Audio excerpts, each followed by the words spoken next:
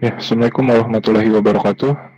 Melanjutkan perkuliahan tentang kimia organik di perkuliahan program studi farmasi. Kali ini kita akan membahas tentang analisis retrosintetik.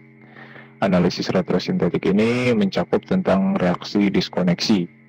Yang kemarin pada pertemuan sebelumnya telah dibahas tentang alkohol primer dan sekarang kita akan membahas tentang lanjutannya yaitu aturan pada alkohol sekunder. Bagaimana reaksi diskoneksi yang terjadi jika melibatkan tentang alkohol sekunder.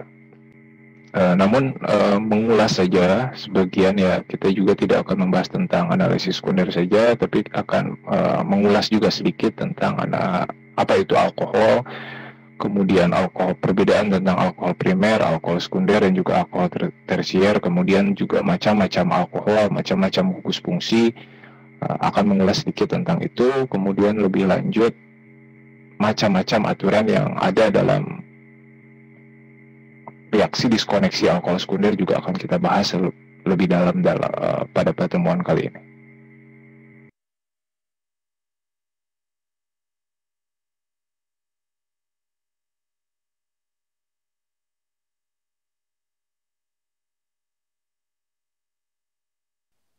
Oke, di bagian awal saya ingin memberikan gambaran awal apa sih pentingnya materi retrosintetik di perkuliahan farmasi. Kita ambil contoh tentang obat ibuprofen ya, yang masuk pada golongan obat non-steroid anti-inflamatori yang disintesis melalui proses asilasi Friedel-Crafts.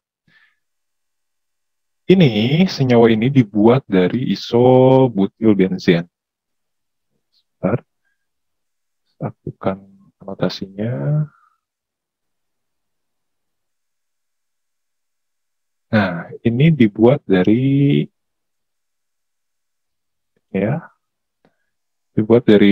isobutilbenzen, kemudian isobutilbenzen ini direaksikan dengan propinil klorida. AlCl3 di sini bersifat sebagai katalis ya.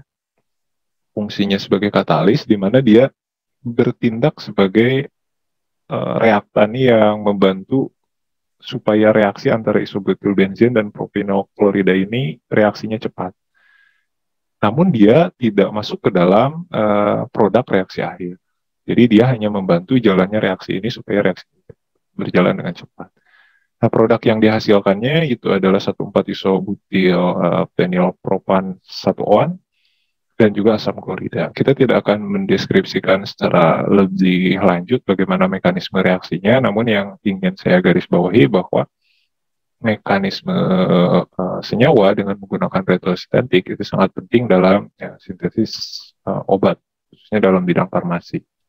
Ya, setelah tahap 1 ini selesai, kita masuk ke reaksi tahap 2. Ya, senyawa produk dari reaksi pertama itu selanjutnya direaksikan dengan trimetil ortoformat ya. Dengan trimetil ortoformat kemudian dihasilkan produk keton ya. Dihasilkan dengan produk keton yang asalnya itu adalah 1,4 isobutil penil. Ini ada tambahan gugus metilnya ya. Ada tambahan gugus metil di sini ya. Sini ada tambahan gugus metilnya. Kemudian setelah reaksi ini selesai semuanya, produk reaksi yang ada di sini ini katakanlah ini adalah produk reaksi A, di sini adalah produk reaksi B. Produk reaksi B selanjutnya direaksikan dengan natrium hidroksida atau disebut juga dengan reaksi saponifikasi dengan katalis markaptoetanol ya, dan dihasilkan garam ibuprofen. Nah, inilah senyawa ibuprofen yang kita inginkan sehingga kita peroleh dengan produk samping metanol ya. Metanol di sini bersifat sebagai produk sampingnya. Reaksi saponifikasi atau reaksi penyabunan ini adalah reaksi yang melibatkan reaksi antara keton dengan suatu basa kuat. NaOH di sini bertindak sebagai basa kuat, kemudian nanti hasil reaksinya akan menghasilkan garam. Nah, ini adalah bagian dari reaksi saponifikasi. Jadi yang perlu diingat bahwa reaksi mengenai saponifikasi atau reaksi retrosintetik atau sintetik senyawa organik itu sangat penting dalam pembelajaran khususnya di bidang farmasi.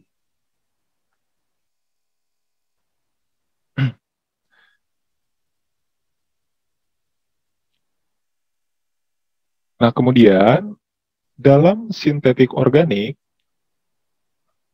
ini ada beberapa hal yang perlu diperhatikan dan sangat penting. Yang pertama adalah mengetahui gugus fungsi yang terdapat pada molekul target. Jadi yang perlu kita analisis walaupun senyawanya besar, senyawa-senyawa yang besar, senyawa-senyawa kompleks itu tidak perlu memperhatikan kerumitan dari strukturnya. Kita cukup melihat target dari reaksi itu gugus fungsinya apa. Karena yang akan bereaksi sebesar apapun atau sekompleks apapun senyawa kimia itu pasti akan bergantung pada gugus fungsinya, dan gugus fungsi itu nanti yang akan menjadi tolak ukur reaksi itu berlangsung atau tidak. Jadi sekali lagi yang perlu diperhatikan ya dalam analisis retrosintetik itu adalah memperhatikan gugus fungsinya. Yang kedua, diskoneksi dengan metode yang dipilih berdasarkan reaksi yang ada dan telah dikenal. Yang penting itu memahami aturan tentang diskoneksinya. Nanti kita akan bahas. Kemudian mengulangi jika diperlukan sehingga didapatkan starting material. Jadi nanti ada istilah-istilah memang yang perlu kita sepakati dan harus dipahami oleh semuanya. Dan yang terakhir baru setelah starting material itu diperoleh baru kita masuk ke arah sintesis.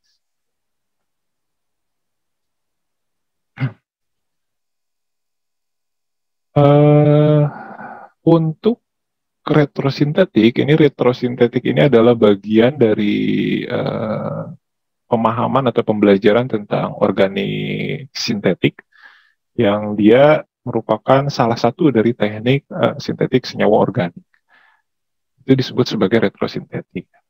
Nah, kemudian beberapa hal yang perlu diperhatikan juga adalah menuliskan semua dalam bagian sintesis ya. Ini adalah dalam bagian sintesis yang perlu diperhatikan. Yang pertama adalah menuliskan semua perencanaan berdasarkan analisis termasuk menambahkan reagen dan kondisi yang diperlukan. Yang kedua adalah memodifikasi perencanaan berdasarkan kegagalan yang tidak diinginkan atau keberhasilan pada pelaksanaan di laboratorium. Kemudian yang terakhir adalah seorang ahli kimia organik dalam mendesain suatu sintesis senyawa organik secara efektif perlu memahami tentang stereokimia reaksi yang terjadi pada target molekul, mekanisme reaksi, dan senyawa asal atau starting materialnya. Nah, biasanya untuk analisis-analisis ini ada beberapa ide yang bisa membantu untuk memahami tentang kondisi awal dari target molekul ataupun starting material. Nah, biasanya yang digunakan itu adalah Martin Sketch. Ya, ada aplikasi untuk mengetahui kestabilan senyawa, baik itu dari segi kestabilan, stereokimianya ini dapat diprediksi oleh aplikasi yang namanya Martin Sketch.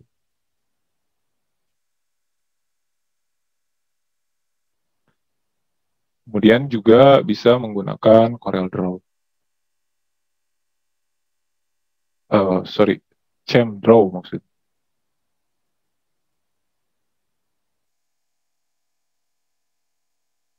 ChemDraw. Jadi untuk bagian ini ada alat bantu yang bisa kita gunakan untuk memahami tentang stereokimia, kestabilan dari target molekul itu dengan menggunakan aplikasi-aplikasi tersebut. Tapi bagaimanapun pemahaman kita tentang prediksi ini perlu dipahami secara teoretik juga, tidak hanya berdasarkan pada aplikasi.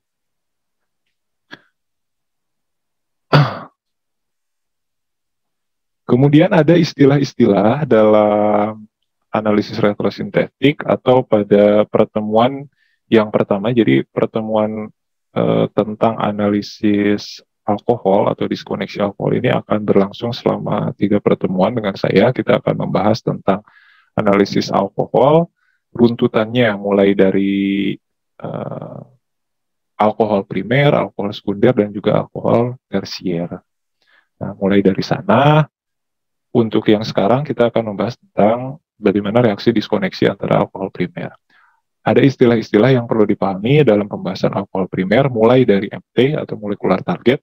Molekular target ini adalah molekul yang akan disintesis, biasanya disingkat TM, ada yang bilang juga MT, ya sama saja lah. Target of molekular atau molekular target. Kemudian ada istilah sinton. Sinton adalah sebuah fragmen yang umum, biasanya dalam bentuk ion, dihasilkan dari suatu diskoneksi. Jadi nantinya ada ya, sinton itu ada dua, nantinya akan diperoleh, ada sinton yang kation, ada sinton yang anion. Yang ketiga adalah starting material. Starting material ini adalah senyawa yang digunakan untuk membuat suatu molekul target.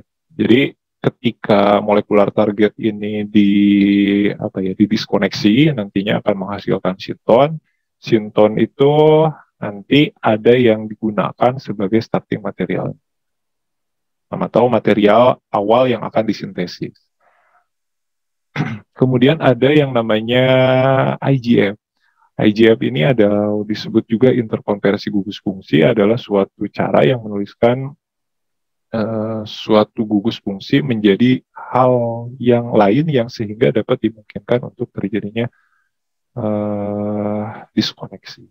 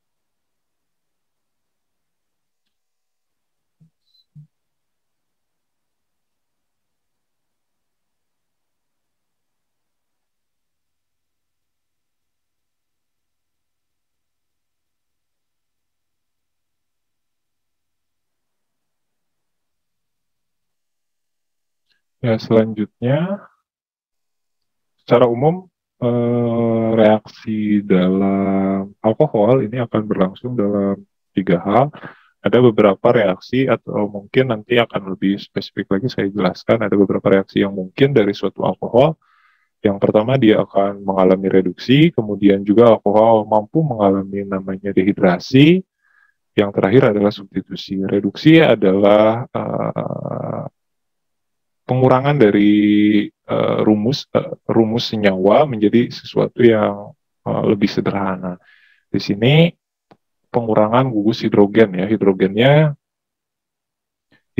yang ada diikat oleh oksigen ini dipindah atau dihilangkan, dihapus melalui reaksi reduksi, menghasilkan senyawa keton, sehingga gugus karbon di sini awalnya ikatannya tunggal menjadi ikatannya rangkap. Yang kedua, reaksi yang terjadi dalam alkohol itu dia dapat mengalami reaksi dehidrasi atau pengurangan air ya. Kalau misalkan diambil di sini H2O ya, berarti ini kan OH sudah pasti ya, berarti tinggal satu hal lagi, H yang ada di C ini diambil, sehingga gugus perginya H2O.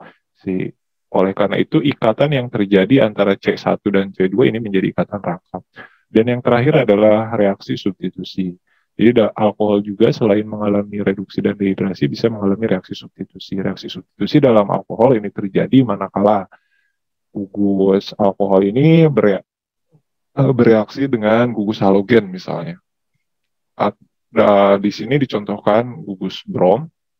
Jadi brom di sini bertukar atau tersubstitusi, gugus OH-nya tersubstitusi dengan gugus Br sehingga menghasilkan senyawa alkil halida.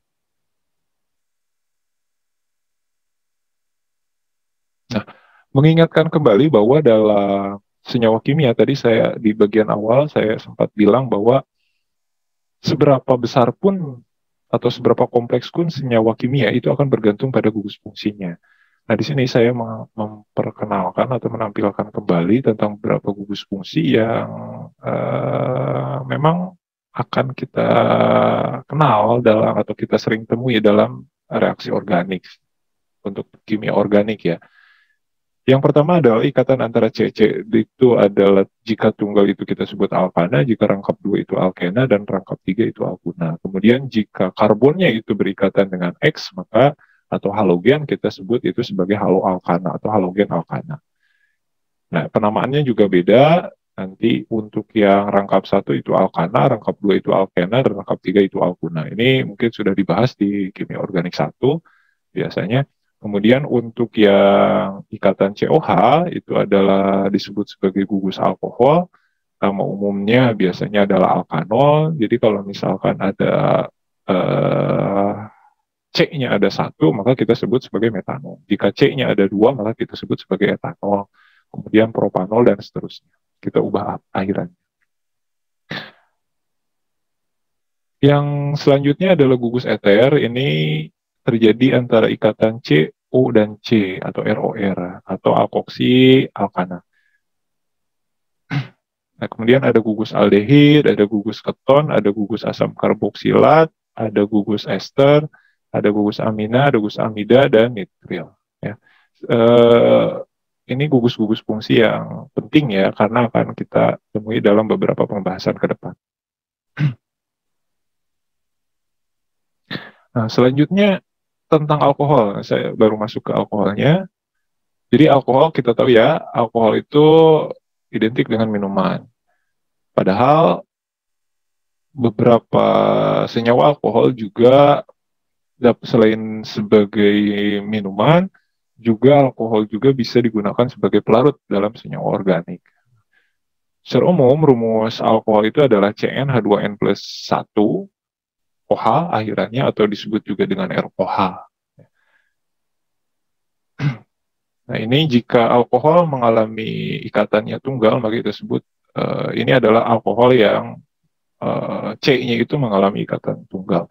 Kemudian jika alkohol tersebut dia mengalami C-nya itu mengalami ikatan rangkap, yang diikatnya C yang mengikat O-nya itu mengalami ikatan rangkap, kita sebut itu sebagai enol.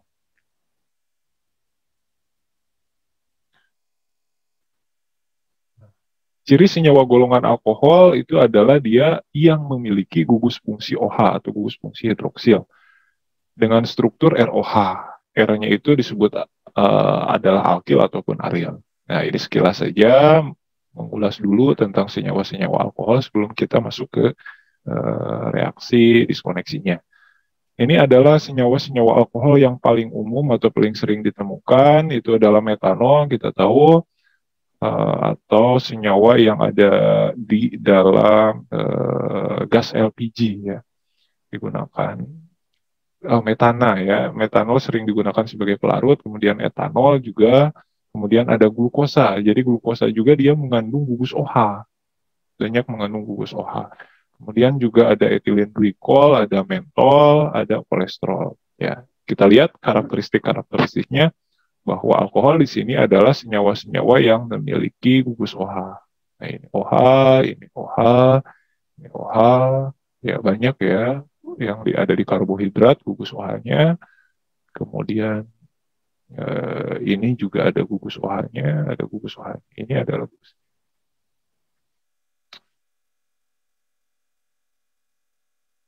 Nah, selanjutnya berdasarkan jenis ikatan C yang mengikat OH. Alkohol dapat dibedakan berdasarkan atom C-nya. Ada yang disebut sebagai alkohol primer, alkohol sekunder, alkohol tersier. Jadi cara membedakannya sangat mudah sekali. Kita tinggal melihat gugus OH-nya. Misalnya begini.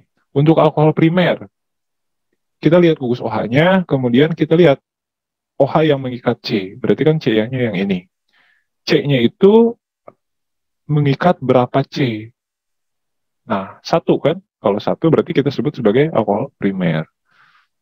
Sekarang yang ini, OH-nya mana? Ini, gugus OH-nya. OH yang mengikat C yang mana? Ini. Lihat C-nya mengikat berapa atom C yang lainnya. Ada satu, ada dua. Berarti kita sebut itu sebagai alkohol sekunder. Yang terakhir, alkohol tersier. Alkohol tersier, OH-nya adalah ini, kemudian kita lihat C-nya itu mengikat 3 atom C yang lainnya. Maka kita sebut itu sebagai alkohol tersier.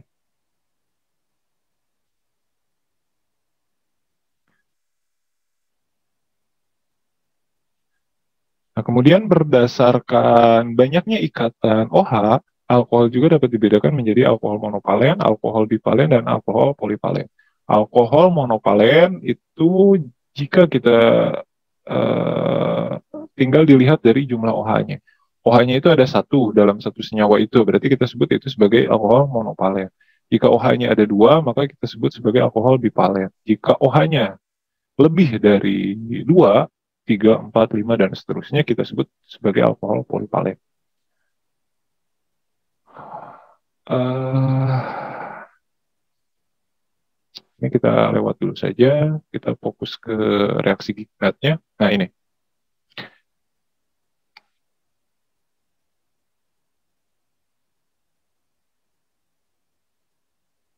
nah ini reaksi Grignard ya. Ada yang namanya reaksi Grignard.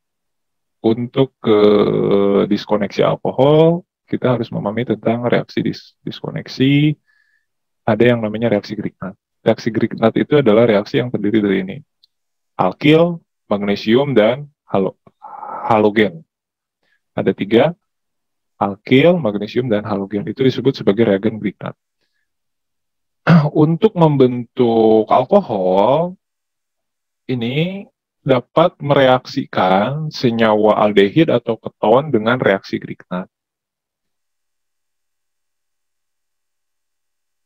Jadi reaksi Grignard dengan alkohol atau aldehid itu akan menghasilkan senyawa alkohol.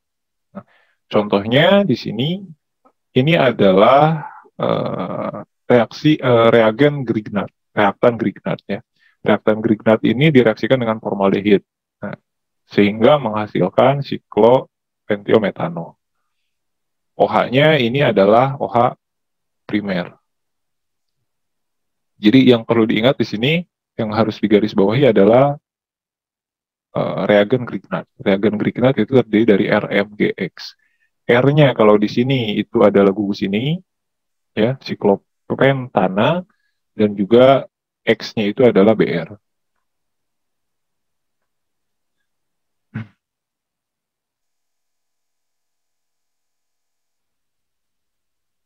Nah, kemudian yang perlu dipahami juga tentang jenis reaksi antara reagen Grignard tadi dengan senyawanya. Jika reagen Grignard itu bereaksi dengan formaldehid, maka yang dihasilkan adalah senyawa alkohol primer. Jika reaksinya di formaldehid itu adalah sama ya, aldehid itu, formaldehid itu adalah bagian dari senyawa aldehid. Aldehid yang paling sederhana formaldehid itu, atau kita sebut juga, atau kita kenal nama dagangnya itu adalah formalin. Namun jika kita menggunakan aldehid selain dari formaldehid yang kemudian direaksikan dengan reagen Grignard tadi, maka akan dihasilkan alkohol sekunder. Jika keton yang direaksikan itu akan menghasilkan alkohol tersier, ataupun ester ya sama, itu akan menghasilkan alkohol tersier. Ini harus dipahami betul, formaldehid, alkohol primer, aldehid, alkohol sekunder, keton, dan ester menghasilkan alkohol tersier. Ini contohnya, contoh reaksinya, ini adalah reagen Grignard-nya. Ini formaldehid ya, dicontohkan formaldehid itu reaksinya menghasilkan alkohol primer. Kita lihat ya, C-nya itu hanya mengikat 1 C. Nah, beda dengan yang reaksi kedua itu adalah aldehid. Aldehid direaksikan dengan reagen Grignard itu menghasilkan alkohol sekunder, C-nya mengikat 2 C yang lainnya. Kemudian jika misalkan di sini saya punya target molekul itu adalah senyawa pentanol. Pentanol itu adalah senyawa hidrokarbon yang memiliki jumlah atom C sebanyak 5. 1, 2, 3, 4, 5. Berarti di sini adalah gugus. Wah. Ini adalah target molekul yang kita inginkan, kemudian kita reaksikan dengan reaksi IGF atau interkonversi gugus fungsi, sehingga akan membentuk senyawa aldehid. Sini ada gugus pergi atau leaving group, yaitu adalah senyawa H+, ya, kation H+. Nah, pada alkohol primer ini diskoneksi akan terjadi pada ikatan C karbonil dengan ikatan yang terikat pada C.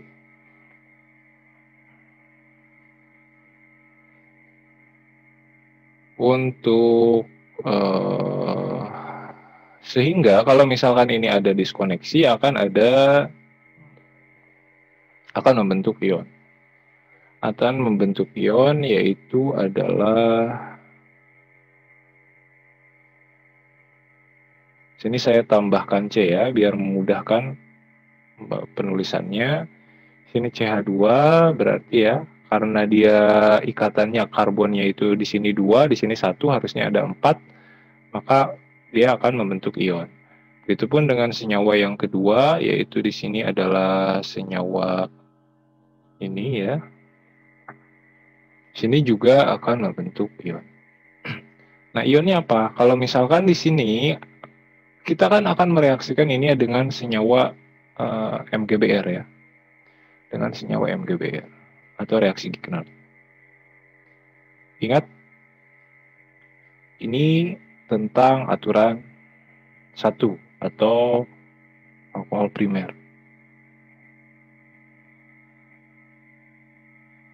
Alkohol primer, MgBr, kemudian kita juga punya H, leaving group ini. Ini kita akan reaksikan juga. Nah,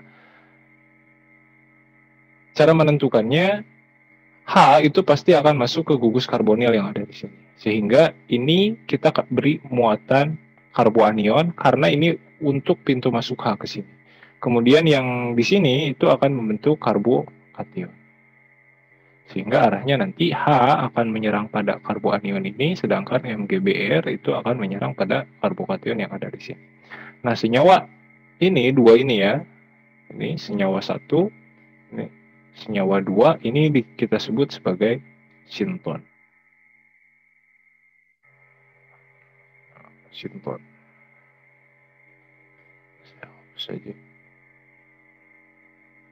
Ya, senyawa ini yang pertama, ini adalah sinton kation, dan ini adalah sinton anion. Sekarang kita masukkan reaksinya, sehingga akan kita peroleh H-nya kita masukkan ke sini, sehingga kita akan memperoleh starting materialnya. H-nya kita masukkan, kemudian di sini juga kita masukkan. Ini MgBr-nya tidak usah, CH-nya tidak usah kita tulis ya, kita langsung tulis MgBr-nya. Dan senyawa yang ini setelah direaksikan itu adalah disebut sebagai starting material atau material awal yang akan kita sintesis. Tadi kita sudah punya starting material suatu alkyl magnesium bromida, dan kita akan mereaksikan dengan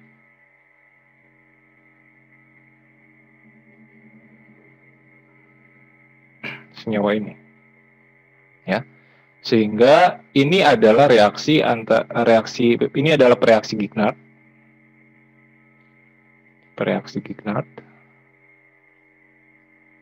dan ini adalah senyawa formaldehid atau formalin. Tadi ingat aturannya ya, kalau misalkan senyawa formaldehid direaksikan dengan reaksi Grignard, itu akan menghasilkan alkohol primer.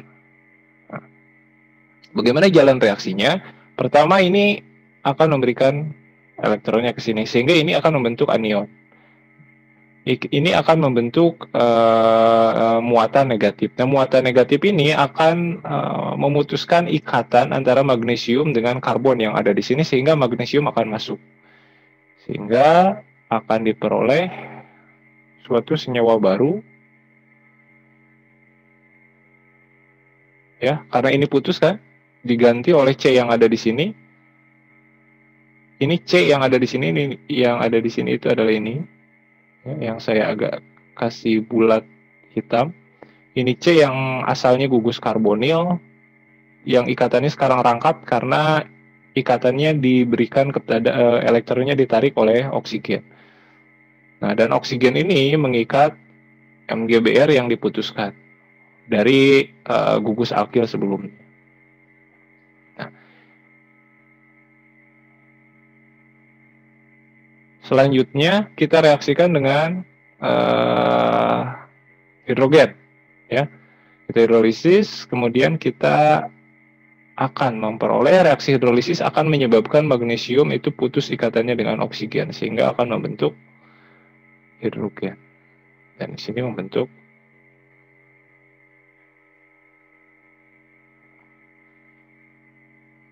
MgBr.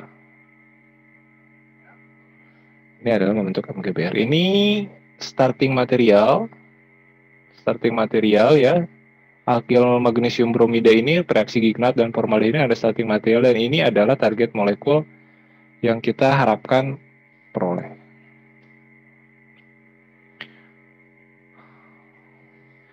Kemudian kita masuk ke aturan yang kedua.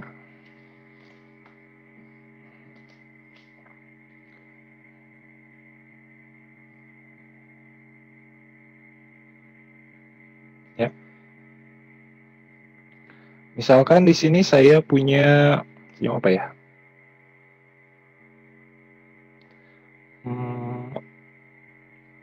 Dua hidroksi atau oktanol ya. Saya buat ini aja. 1, 2, 3, 4, 5, 6, 7, 8 ya. Saya punya senyawa 2 hidroksi oktanol.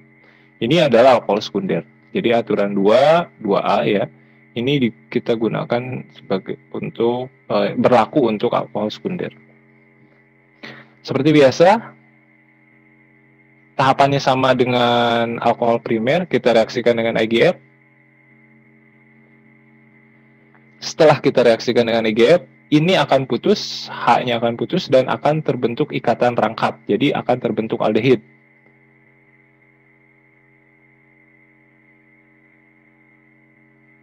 Nah, ini leaving groupnya.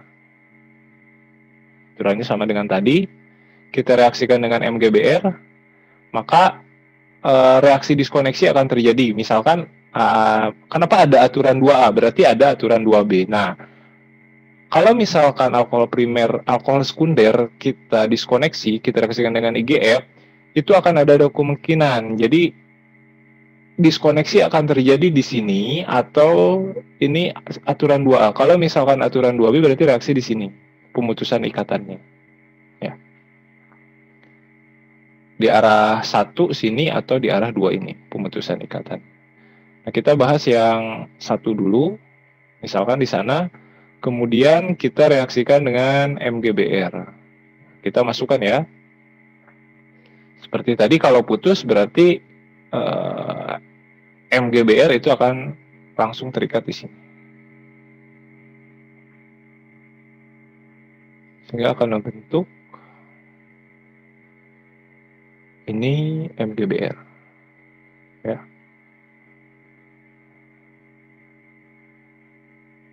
Dan ini akan diikat oleh H. Saya tidak menuliskan sintonnya tadi, saya langsung saja ya, sama sintonnya tadi. Ini kalau misalkan tidak ada ini berarti ini sinton. MgBr-nya belum dimasukkan, H-nya belum dimasukkan, itu adalah sintonnya. Kita langsung masuk ke starting materialnya saja. Ini target molekulnya, ini starting material. Jadi kita sudah punya ini. Oke, kita hapus tadi senyawa starting materialnya. Suatu alkil magnesium bromida, ini adalah reaksi Gignard. Kemudian kita juga tadi punya senyawa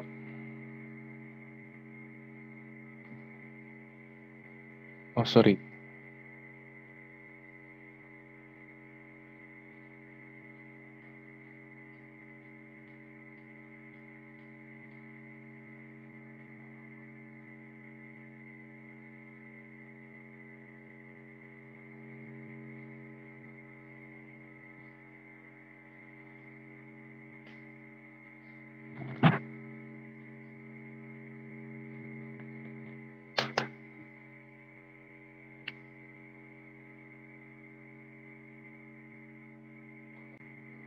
Ini ada kekeliruan ya di sini.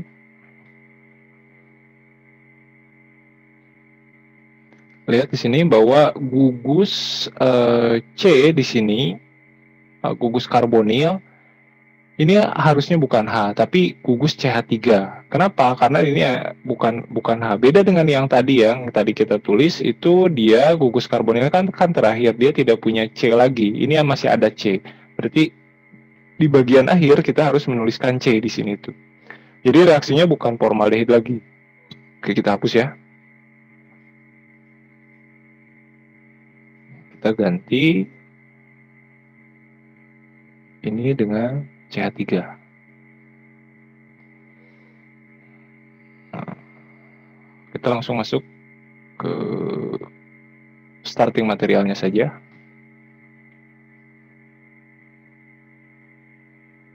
Ini MgBr.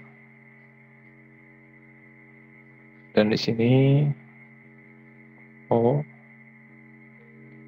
C, CH3, dan H.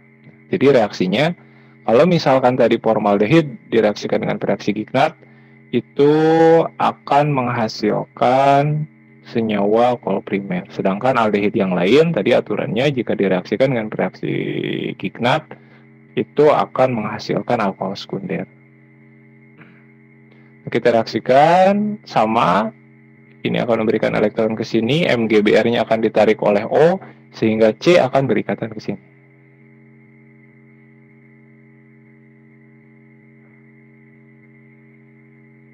Ya.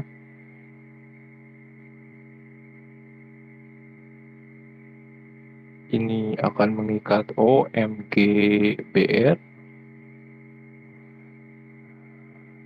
Nah, seperti ini. 1, 2, 3, 4, 5, 6, 7, 8. Kemudian kita hidrolisis, tahapannya sama, sehingga membentuk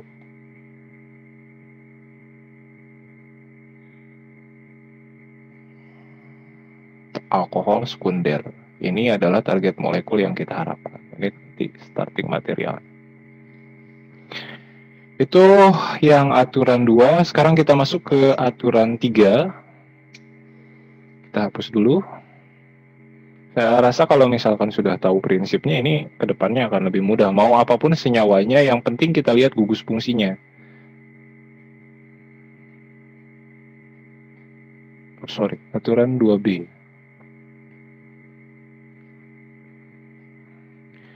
Sekarang jika yang kita putus pada alkohol, pada 2 hidroksioktana ini berbeda dengan yang pada aturan A. Jadi IGF ini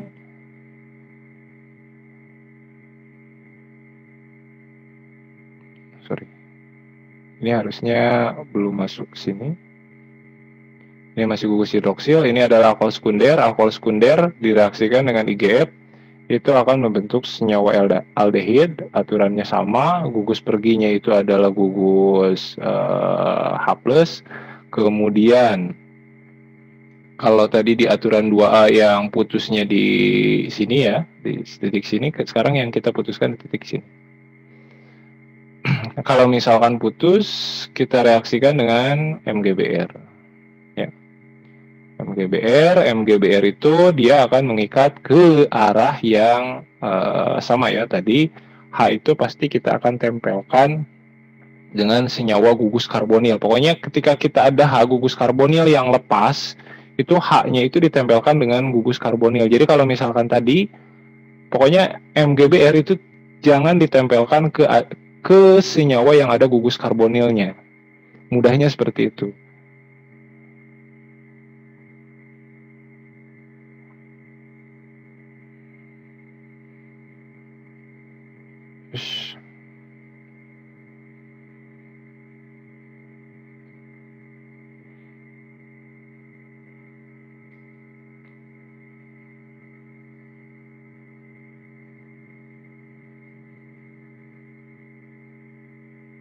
Nah, ini nah. Dan MgBr akan menangkap CH3 yang ada di sini.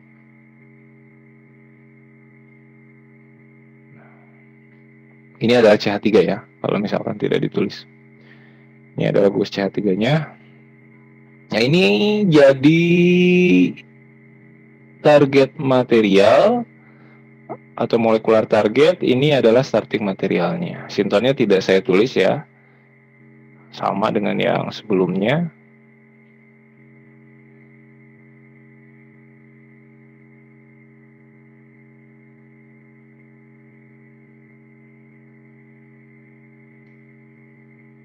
Ini ya tadi ya.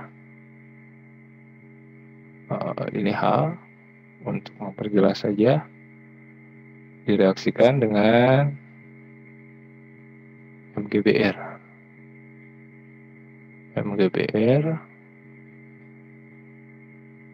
Oksigen akan diberikan ke sini, aturannya sama.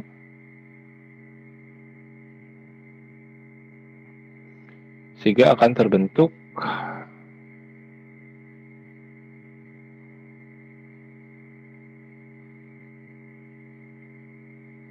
sini OMgBr. Nah, OMgBr ini kita hidrolisis sehingga ikatannya putus dan kita peroleh senyawa yang kita inginkan, yaitu alkohol sekunder. Ini starting materialnya, ini target molekuler yang kita harapkan, yang kita inginkan.